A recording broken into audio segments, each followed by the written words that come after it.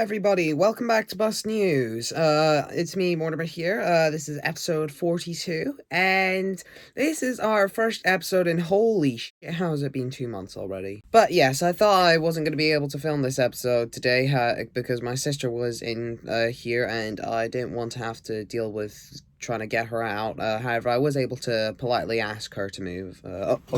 Shit. Pretend you didn't see that. But yes, as it has been over 2 months since the last episode of Bus News aired, I have decided that, come on.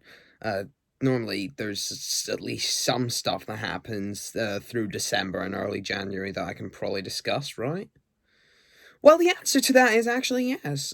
Surprisingly, I wasn't expecting to have quite a bit of content to discuss right off the bat, but I've turned out to be quite lucky. Also, all of this is just going to be bus stuff, and then we've got a bunch of train stuff, I believe, happening in the next episode, which Charlie intends to film. Oh, and on the subject of trains, I'm going to use this as an excuse to shamelessly plug our new train channel, Central Scotland Rail, link in the description. First off, Stagecoach Fife service AB1 is going to be axed from the 14th of February 2025. The service started on the 15th of May 2023 and was a partnership between Stagecoach, Cab Forth, Alexander Dennis, Bristol Robotics Lab, and several other different companies across the UK. And the route was basically just a trial to get autonomous bus services working between Edinburgh Park Station in southwest Edinburgh and Ferrytoll Park and Ride, just a bit southeast of Dunfermline. The route is being axed, with all future phases being cancelled due to incredibly low passenger numbers, which, seeing the route, I'm not surprised. It's also worth noting the autonomous gimmick really didn't last very long, as I think it was only a few months in they stopped running it autonomously due to the fact that apparently swerved lanes randomly at one point, which is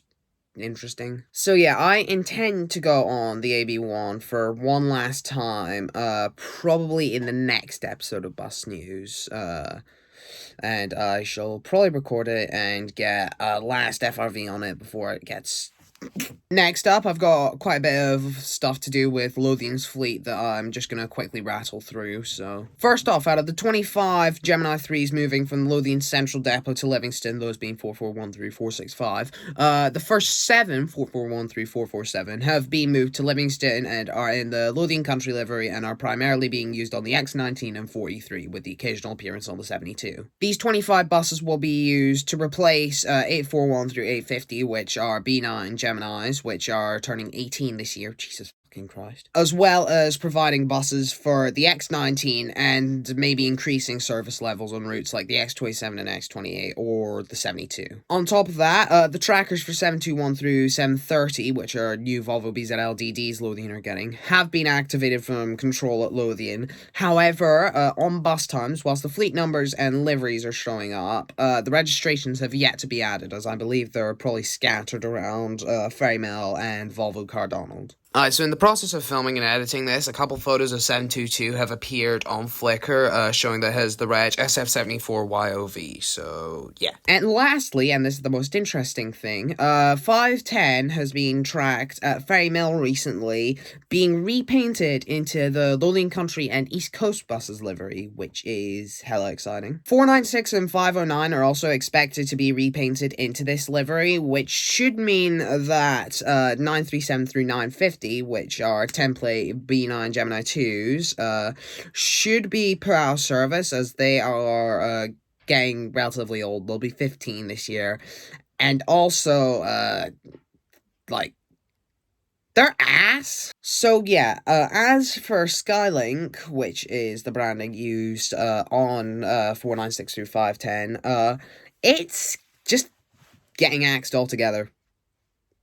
Yeah, genuinely, Skylink's not going to exist in the future. I think the 200 and 400 are just going to use, Lothian city buses. I'm guessing 551 through 570 are going to be the main buses they choose, since they have tiny wee luggage racks right beside the door. But I digress. For all we know, they could literally just throw them on ex-Londons.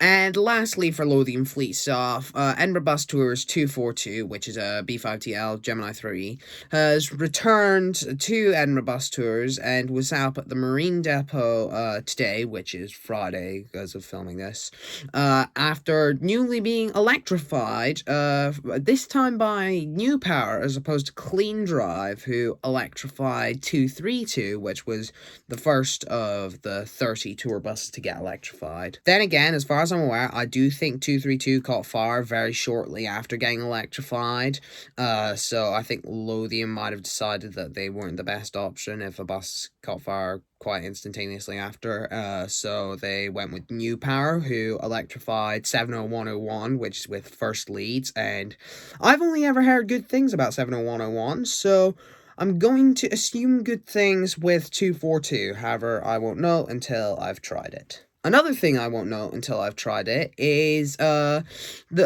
good the new E100 EVs are, which have entered service with Stagecoach East Scotland in both Perth and Kirkcaldy. The new E100 EVs, there are so far 6 of them in service, 4 at the Glenrothes depot, primarily on Kirkcaldy town services, and 2 up at the Inveralmond depot in Perth, which have primarily been used on, from what I can tell, the 13 and 14. From what I've heard, though, the E100 EVs are absolute powerhouses, so I am excited to eventually find an opportunity to go up to Kirkcaldy and try them out. They have received 8 new Volvo BARLE MCV Evoras, which I assume were probably compensation for the 9700 DDs being ridiculously late. The buses were from a cancelled order, and I guess were offered to Stagecoach first because of the reason I provided, and have entered service fairly recently and are primarily being used on the 13.9 and 39A as of current. And on the subject of trying new vehicles out with Stagecoach East Scotland, the first of their 9700 double-deckers from Volvo have entered service, those being 50531 and 50532. As far as I'm aware, they've only been used on the X24 thus far, however I believe they're intended to be used on the X27, which I am a bit confused about, since it's ran out of Aberhill, so whether they'll just move it to Glenrothes and just, I don't know, like, change the X24A slightly, I don't know, but I digress. On the subject of 9700 double-deckers, several of them have entered service on the 900 between Edinburgh and Glasgow, which is run by Scottish CityLink. I can't remember the fleet numbers, but what I do know is that they are supposed to be replacing the B11 RLET Plaxton Panoramas, which are in service on the 900, which I believe those buses are now going to be going down to England, probably for some, like, the Oxford Tube or whatever. Next up, Stagecoach Fife SC74ZEB, which is the seed bus ADL gave Stagecoach to try across the UK,